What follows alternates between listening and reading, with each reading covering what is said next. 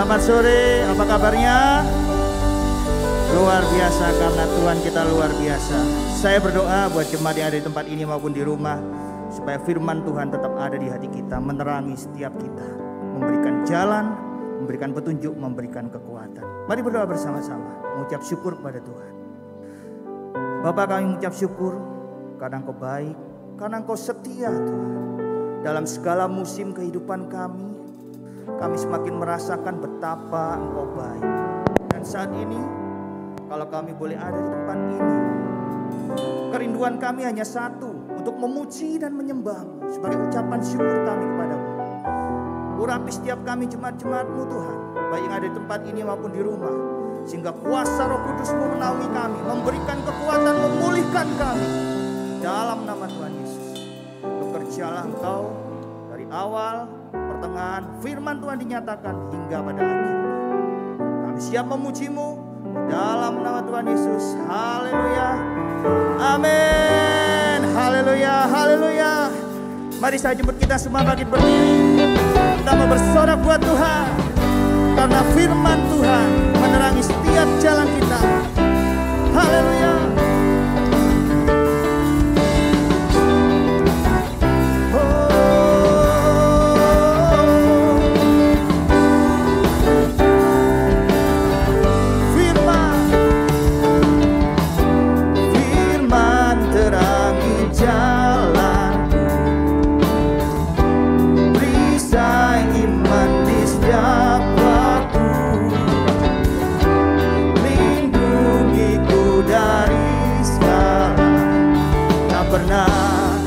Ragu, karena Dia bersamaku, setia menjaga dengan kuasa mulia.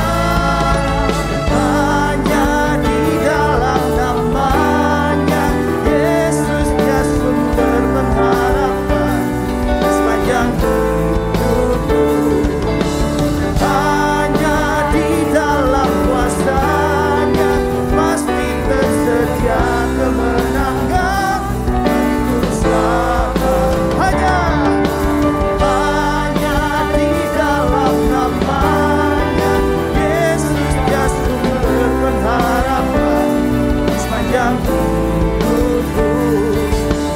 Hanya di dalam kuasa-Nya pasti tersedia kemenangan bagiku selama-lamanya.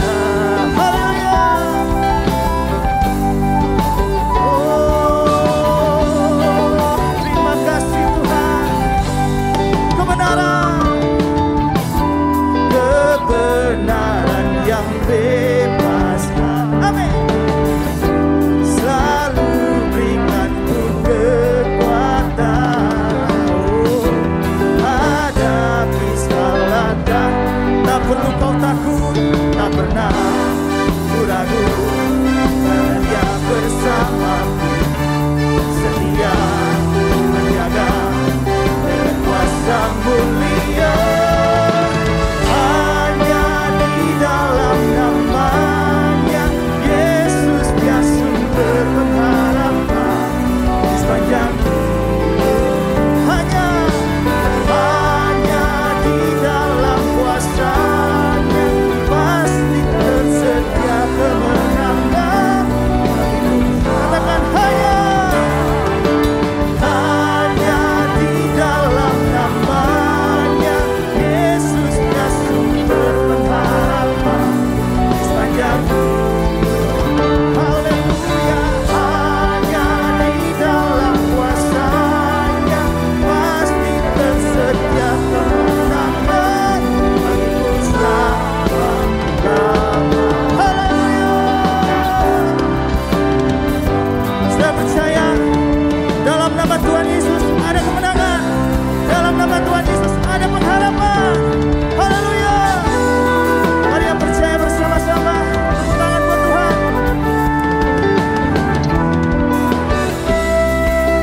Lambaikan tangan bersama-sama, katakan, dalam nama-Nya ada pengharapan, dalam kuasa-Nya kemenangan. Come on church, sing.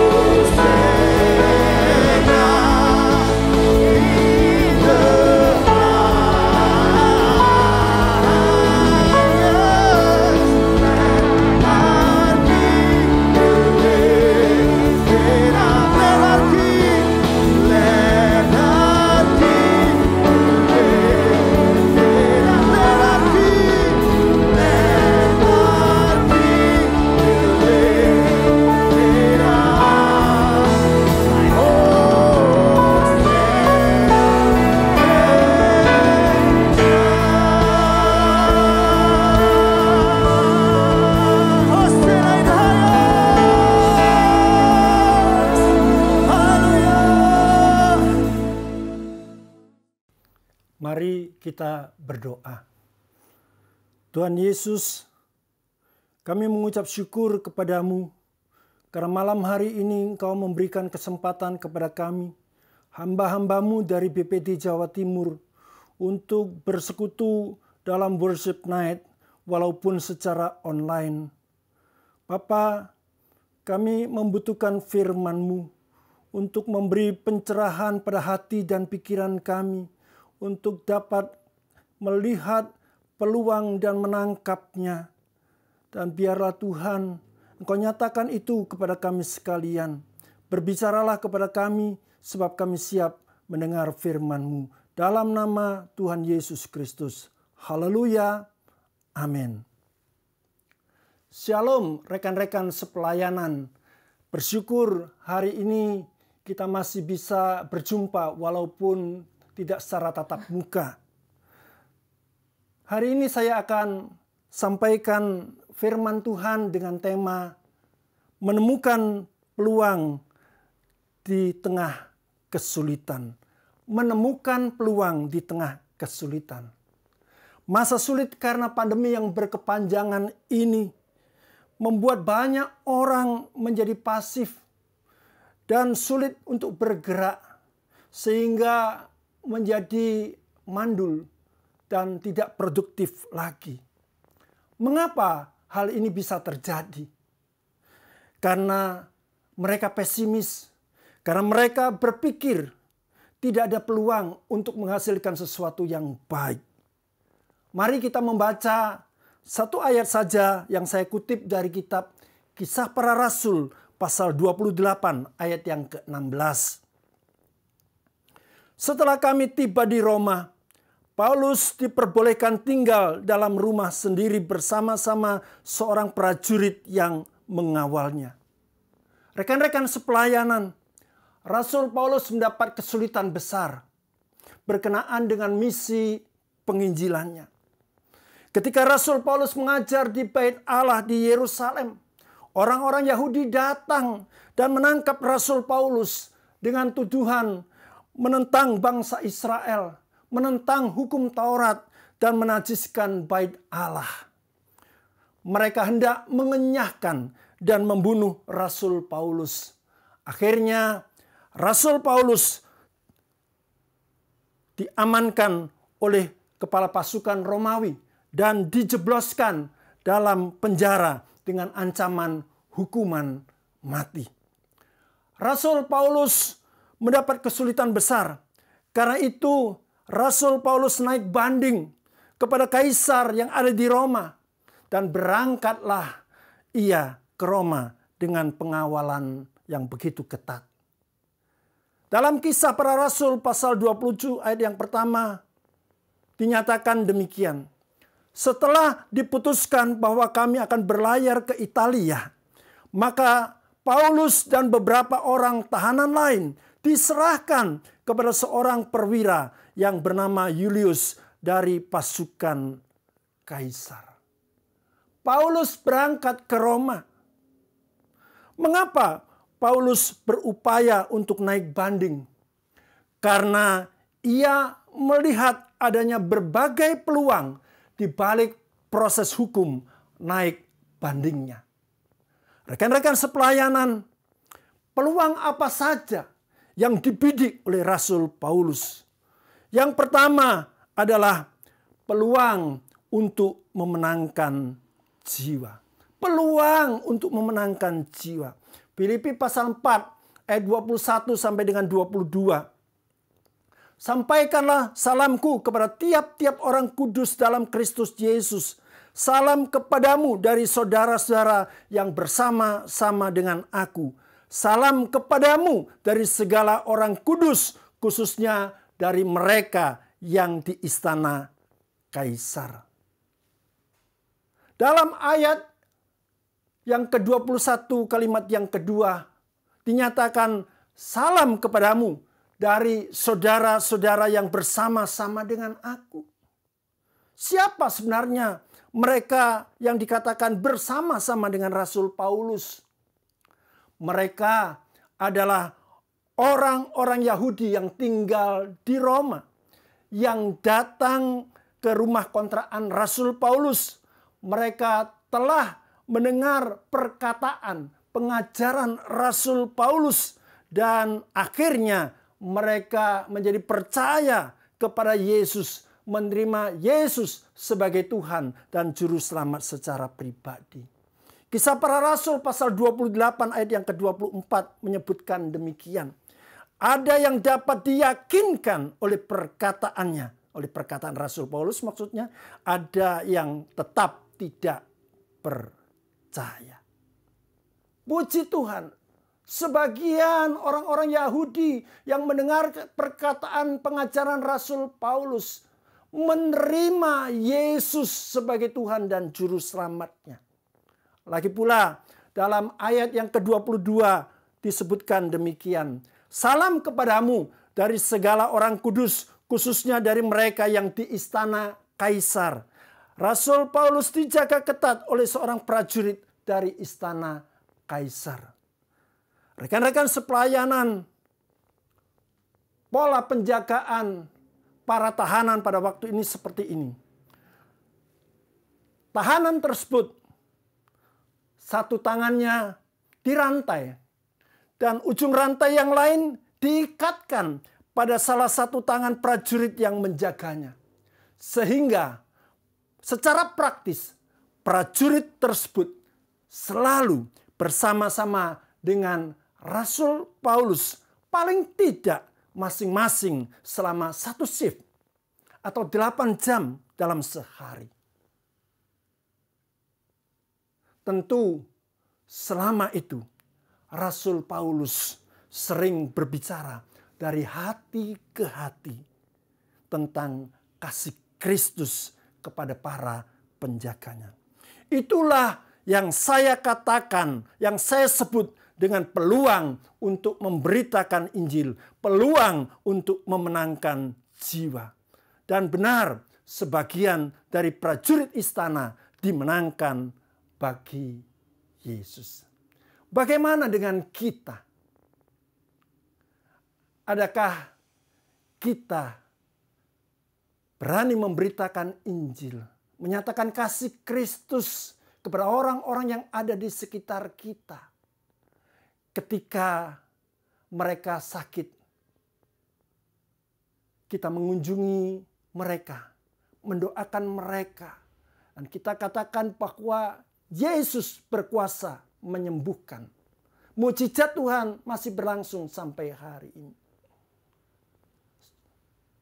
Rekan-rekan sepelayanan, biarlah kita menangkap peluang itu untuk memberitakan Injil dan memenangkan jiwa sekalipun di tengah-tengah masa sulit. Peluang yang kedua adalah peluang untuk menjadi berkat. Filipi pasal 1 ayat 12 dan 13 katakan demikian. Aku mengendaki saudara-saudara supaya kamu tahu bahwa apa yang terjadi atasku itu justru telah menyebabkan kemajuan Injil. Sehingga telah jelas bagi seluruh istana dan semua orang bahwa aku dipenjara karena Kristus. Rekan-rekan sepelayanan, apa yang telah dikerjakan oleh Rasul Paulus sehingga ia berani berkata bahwa apa yang terjadi atasnya justru menyebabkan kemajuan Injil. Ternyata Rasul Paulus memanfaatkan waktu istirahatnya untuk menulis surat kepada jemaat di Kolose, kepada jemaat di Efesus, kepada anak rohaninya yang bernama Filemon, dan juga kepada jemaat di Filipi. Surat-suratnya itu berisi nasihat, teguran, harapan, dan doa yang meneguhkan, yang menghibur, dan yang mengarahkan jemaat-jemaat. Surat-surat Rasul Paulus yang ditulis dalam penjara tersebut telah menjadi berkat bagi jemaat-jemaat tersebut, bahkan bagi kita semua. di tengah kesulitan kita masih bisa menjadi berkat bagi banyak orang lewat gerakan peduli sesama. Berdoa bagi bangsa dan negara.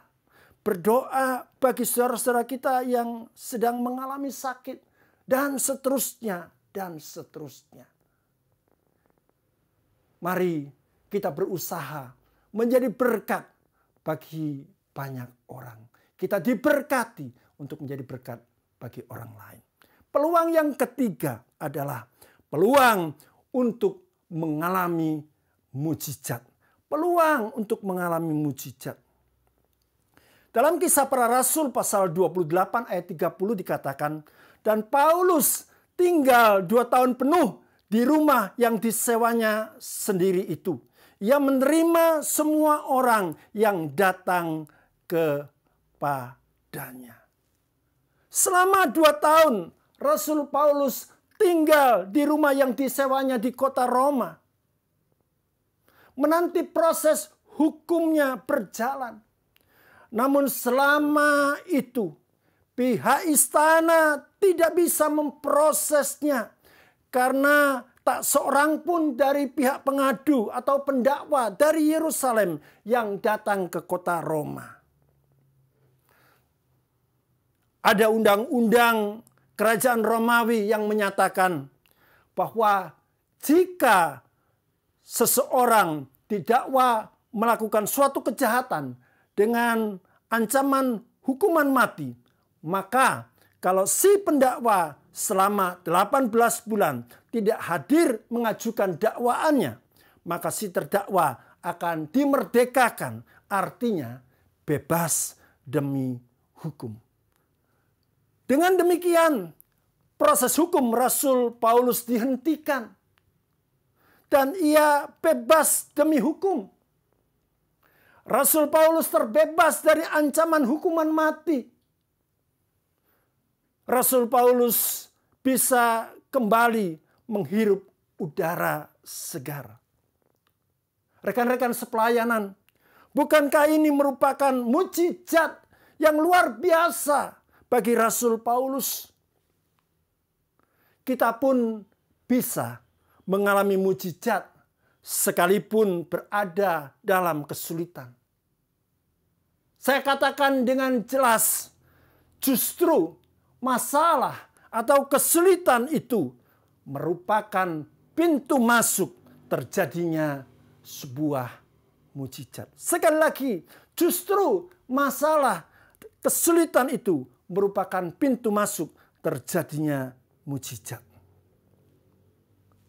Rekan-rekan sepelayanan, sebenarnya Rasul Paulus itu punya kendala pada penglihatannya. Sebab dalam Galatia pasal 6 ayat yang 11 katakan, lihatlah bagaimana besarnya huruf-huruf yang kutulis kepadamu dengan tanganku sendiri. Paulus menulis suratnya dengan huruf-huruf sebesar kurang lebih 2-3 cm. Karena dia mengalami rabun pada matanya. Penglihatannya semakin kabur. Tetapi justru betapa jelinya Rasul Paulus membaca situasi dan menemukan peluang di hadapannya. Mengapa ini bisa terjadi? Apa rahasianya? Rahasianya adalah karena Rasul Paulus selalu bersukacita dalam segala keadaan, termasuk di tengah-tengah kesulitan. Filipi pasal 4 ayat yang keempat. Bersukacitalah senantiasa dalam Tuhan. Sekali lagi kukatakan, bersukacitalah.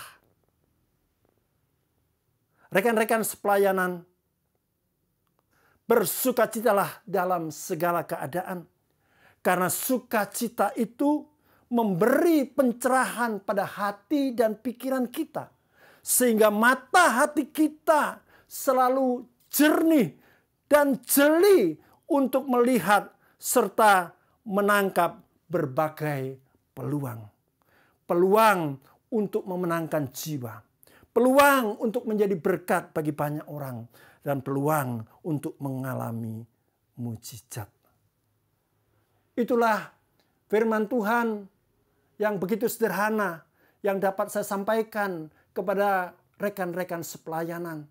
Biarlah ini yang menginspirasi kita untuk menemukan peluang-peluang di tengah-tengah masa sulit sekalipun.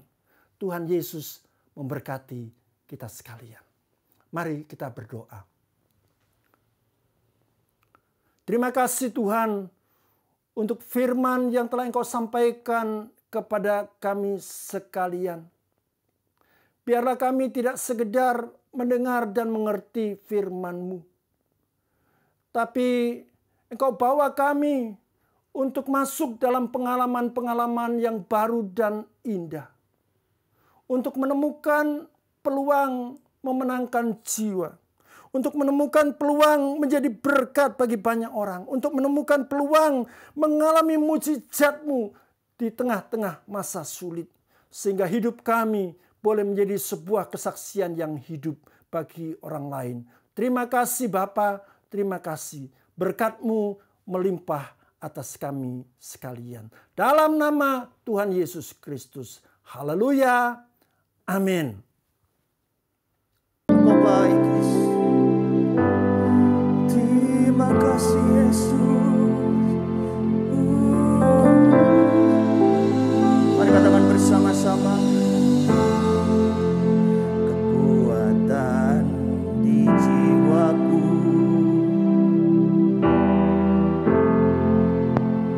ketenangan di batinku. Amin. Ada dalam hadirat-Mu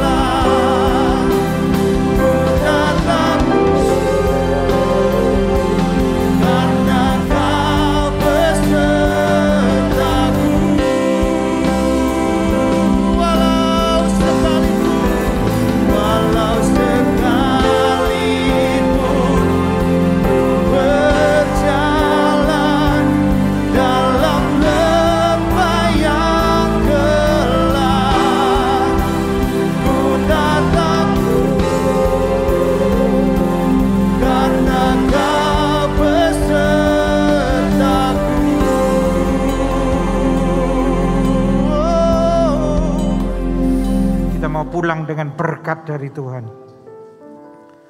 Tuhan memberkati engkau dan melindungi engkau. Tuhan menyinari engkau dengan wajah-Nya dan memberi engkau kasih karunia. Tuhan menghadapkan wajah-Nya kepadamu dan memberi engkau damai sejahtera.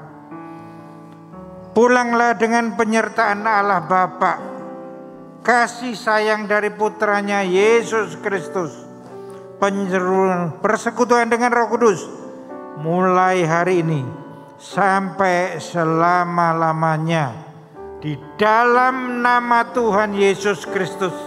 Yang sudah terima berkat katakan amin. Tuhan memberkati saudara.